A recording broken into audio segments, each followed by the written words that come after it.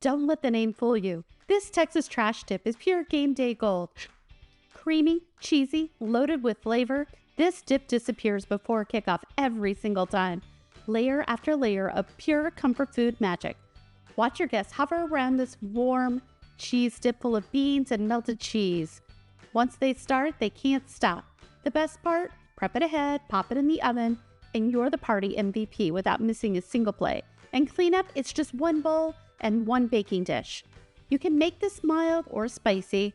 This dip plays well with any heat level. Add some cooked ground beef or some cooked shredded chicken to make it a meal. Load up your chip and watch that perfect cheese pull and get ready to share the recipe. Here's a pro tip. If you're taking it to a party, transport it in the baking dish and pop it into the oven for just a few minutes when you arrive. Always serve it warm for that perfect cheese pull. If you like game day recipes, come to GameDayEats.com.